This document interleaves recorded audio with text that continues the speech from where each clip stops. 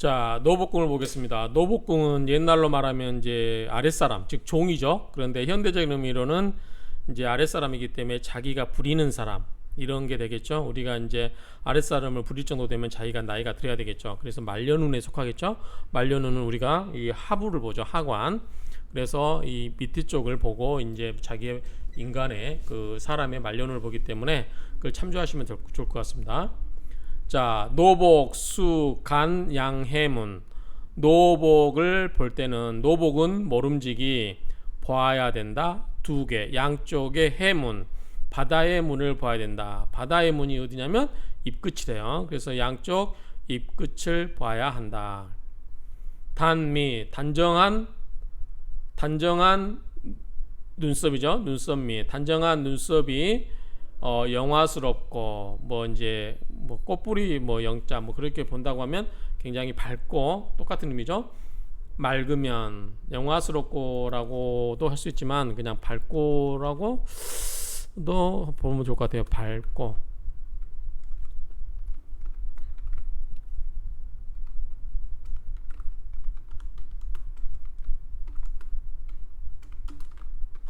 밝고 맑으면 실제로 윤리를 감당할 수 있다. 여기서 윤리라는 것은 윗사람과 아랫사람 간의 그 관계를 말하겠죠. 그러니까 그 윤리를 감당할 수 있다. 근데 이제 해석을 다른 분들 해석 보면 맑은 빛의 눈썹이 단정하면, 그럼 영화로 정화를 먼저 해석을 했어요. 맑은 빛의 눈썹이 단정하면 이 어순이 말이야. 의미는 통할 수 있지만 어순에 맞게 해석된 건 아니죠. 역시 순리대로 잘 감당해낼 수 있다. 이렇게 해석하시면 되고, 양쪽 이 끝이 단정하고 깨끗하면 인륜을 실감할 수 있다. 실제로 감당하는데 실감은 이 실감이 아닐 거예요. 여기 실감은 아마도 실감은 이렇게 써야 될 것 같아요. 실감한다는 거는 그러니까 그런 의미는 아닌 것 같고, 어떤 그 노복은 이 입끝의 양쪽에 두 개의 해문을 봐야 되는데 단정한 눈썹이 밝고 깨끗하면 실제로 그 윤리를 감당할 수, 아랫사람들을 다스릴 수 있을 만큼 그 윤리를 감당할 수 있다 정도로 의미를 파악하는 게 맞지 않을까 제 생각입니다. 그렇게 해석을 하는 게 일단 하고 넘어가겠습니다. 다른 분들의 해석도 뭐 나름대로 이유가 있겠지만 좀 문맥상 말이 명쾌하지가 않아요. 만약에 문난, 만약에 생겼어요. 뭐가? 이 주름이 어지럽게 많이 생기면, 자, 만약에 주름이 어지럽게 많이 생기면, 또는 주름이 어지럽게 되면 많은 아랫사람들을, 노복들을 잃게 되고, 그렇죠? 그러니까 밑에 속에 이제 그 해문 쪽이죠. 이쪽에 여러 가지 이제 주름이 많이 생기면 아래쪽 자기가 부리던 사람들을 잃을 수가 있다 정도로 의미를 파악하면 될 것 같아요. 천저, 뚫을 천자죠. 그 다음에 이제 이 저자는 나타날 저자예요. 뚫어서 나타난다. 한쪽으로 기운다. 그래서 뚫어서 나타나는데 한쪽으로 치우쳐서 있으면 우마상, 소와 말이 다친다.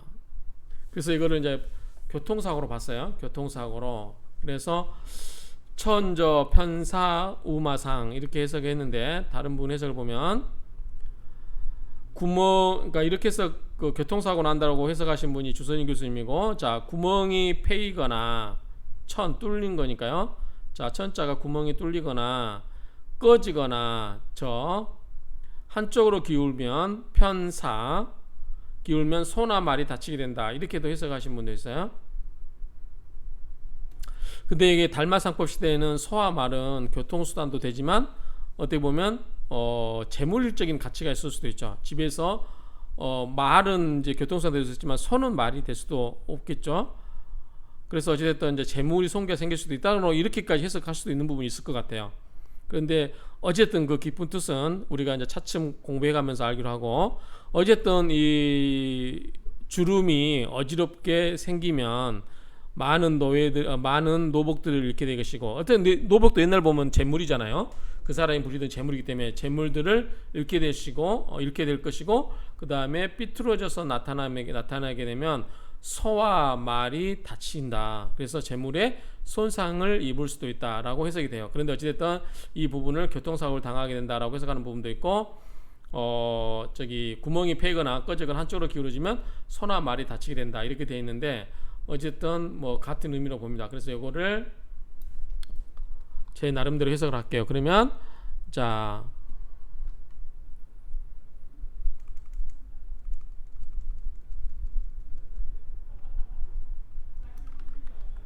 뚫어져 나타나고 한쪽으로 기울면 소와 말이 상한다, 다친다. 즉 재물의 손괴로 저는 보겠습니다. 그리고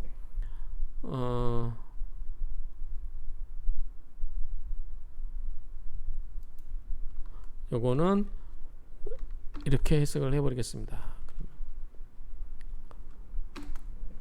삐뚤어졌으면 교통사고를 당한다, 이렇게 해석하시는 분도 있을 수 있고, 그 다음에 구멍이 패거나 꺼지거나 한쪽으로 기울어지면 소나 말이 다치게 된다, 이렇게 해석할 수도 있겠는데, 어쨌든 이렇게 보고요.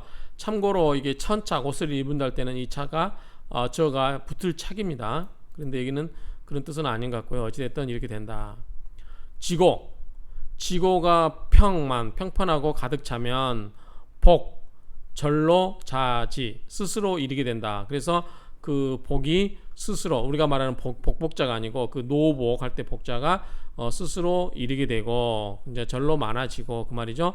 승장, 불암, 승장이 꺼지지 않으면, 함몰되지 않으면 유래인, 오는 바가 오는 원인이 있게 된다. 오는 원인이 있다. 함몰되지 않으면 오는 원인이 있다. 이렇게 해석해야 되겠죠, 말이. 자, 74번을 보면 이렇게 해석하고, 지고가 평만하면 절로 이르게 되고 승장이 함몰되지 않음으로 인해서 그에 이르게 된다. 이렇게 해석되는 도 있는데, 어쨌든 자, 여기 보면 승장이 여기 있죠. 자, 수성, 입이 수성이고요. 그 밑에 승장이 있고 지각이 있어요.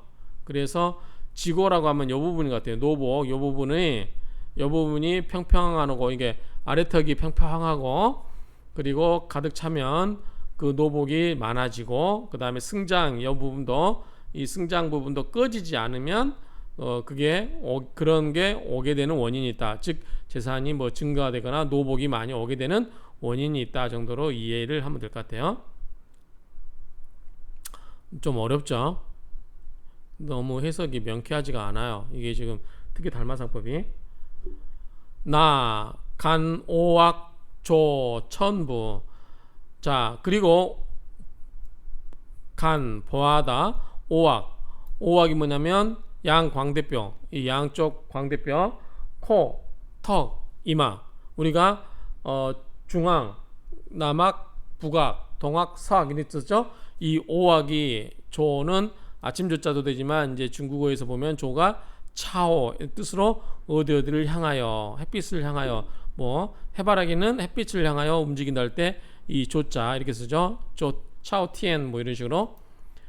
천부, 그래서 천부 쪽을 향하여 오악이 가는 것을 보아라. 보게 되면, 즉 오악이 천부 쪽으로 향하게 되는 것을 보게 되면 부귀영화가 제1인, 부귀영화가 가장 높은 사람이 된다. 부귀영화가 최고인 사람이 된다. 그 말이죠. 자, 부귀영화, 오악이 전부 이 천부 쪽으로 가게 되면 최고인, 부귀영화가 최고인 사람이 된다. 그런 의미입니다. 자, 다른 책에서 뭐라고 되는지 간단히 한번 보겠습니다. 자, 노복궁의 위치는 지각, 여기죠. 지각, 턱 있잖아. 턱 해자죠. 턱이다. 청색을 보면 노복 및 육축의 손실이 있거나, 제가 보는 게 맛있겠네요. 육축, 아까 우리가 소나 말이 다친다고 그랬잖아요. 결국은 소나 말이나 노복은 전부 뭐다? 옛날엔 주인 입장에서 보면은 재산이에요. 다친다는 건 손해가 있다는 거죠. 손실이 있게 된다. 육축, 소와 말이 여기 해당되는 거 아닌가 싶어요. 손실이 있거나 질병을 얻고, 적색을 띠면 노복 및 육축으로 인한 구설이 이르게 되고, 백색을 띠면 노비 우마를 손실하고, 황색을 띠면 충속스러운 노복을 얻거나 육축이 왕성하고, 즉 재산이 증식되고, 홍색을 띠어 광명하면 재물이 이르고 육축이 왕성한다. 다 같은 말로 보면 될 것 같아요. 그 다음에 배군하게 보면, 자, 노복은 지각에 위치하고 수성에 점하고 있다. 입이죠. 턱이 둥글며 풍성하게 되면 노복을 시림하는 자, 무리를 이루고 돕는 자 서로 조회하여 하나가 부르면 백이 대답하여. 입이 사자와 같은 사자와 같은 자는 이제 그 노복을 좀 심하게 잘 부리는 거죠. 노복을 불러 모으고 꾸짖어 흩어버리는 권세를 가지고, 지각이 이게 턱이 뾰족하면 안 좋다고 하죠. 지각이 뾰족하고 빗긴 자는 노복이 깊은 은혜를 받고도 도리어 원한을 이루며, 얽힌 금이 없으면 노복이 충성하지 않고, 얽힌 금이라고 하는 것은 이제 뭐 대가가 있지 않으면, 돈을 주지 않으면, 뭐 금덩을 주지 않으면, 이런 의미로 이해하면 될 것 같아요. 남과 북이 기울어지면 은혜가 원수가 된다. 그 다음에 이남이 님에 보면, 노복궁은 턱에 위치하는 턱 부위에 있고, 턱이 둥글게 생기고 살이 넉넉하면 도와주고 다른 사람들이 많다. 우리가 이게 턱이 하관이라고 그랬잖아요. 그래서 승장, 지각 승장 있잖아요. 지각 승장. 여기 보시면,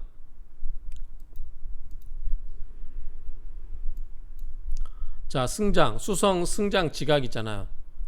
턱, 아래 턱에. 자, 그러면 승장 지각이 있기 때문에 요 부분이 이제 말려놓은 거죠. 그래서 이게 두툼하게 생기고 살이 넉넉하면 도와주는 사람들이 있다. 그런데 턱이 뾰족하거나 삐뚤어진 사람 있죠. 턱이 뾰족하면서 삐뚤어진 사람, 이 그림처럼, 그런 사람은 은혜를 받고도 도리어 원망한다. 아까 우리가 이제 기울어진 게 나와서죠. 편사라든가 이런 게 다 그런 게 해당되지 않는가 싶어요.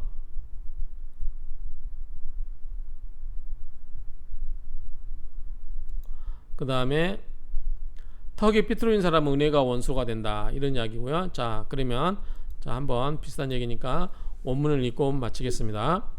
노복 수간 양해문 단미 영정 실감윤 약생 문난 다노실 천저 편사 우마상 지고평만 복자지 승장 불암 유래인 나간 오악조 천부 부기 영화 제1인. 자, 이렇게 해서 마치도록 하겠습니다.